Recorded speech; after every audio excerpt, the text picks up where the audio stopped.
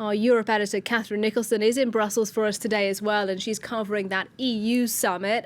Catherine, this is an EU summit, as I say, but the US leader, Joe Biden, is attending. Is that unusual?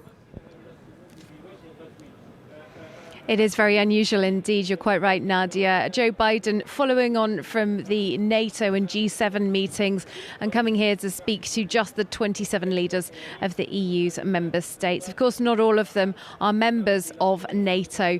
So there's an opportunity to get the neutral members of the European Union around the table with Joe Biden as well. The US president due to speak to them at around 4:30 p.m. local time here in Brussels. That's right at the start of the meeting, and as you say, it's a very unusual move. Another non-EU member who's going to be speaking to the leaders here, the Ukrainian President Volodymyr Zelensky.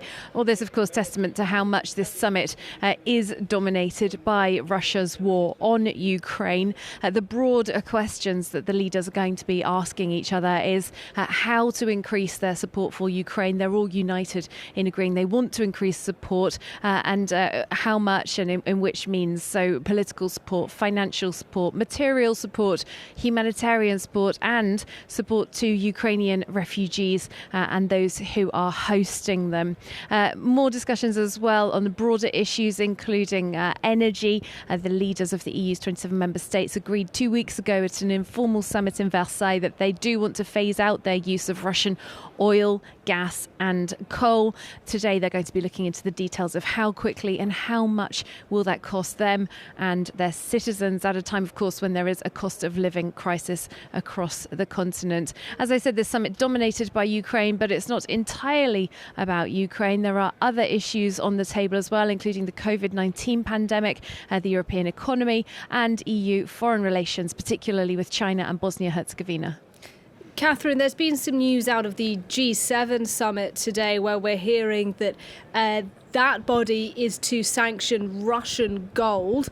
Should we expect any kind of similar measure from the EU today?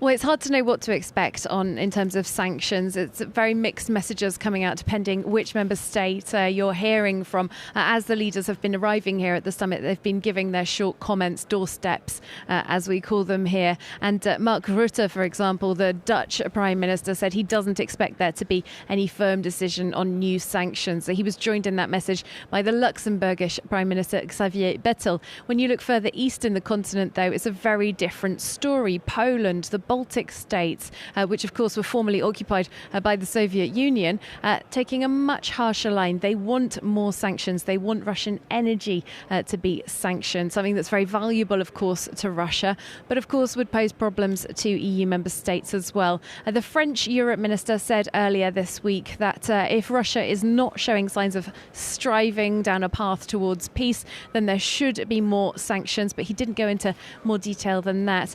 Germany, even more hesitant still, saying that if there were to be sanctions on that valuable Russian energy sector, then they would have to be decided with great care and with great deliberation. My sense is that we're not going to get any big announcements about sanctions out of this summit, but of course there is a lot to discuss, and the summit spreading across 2 days.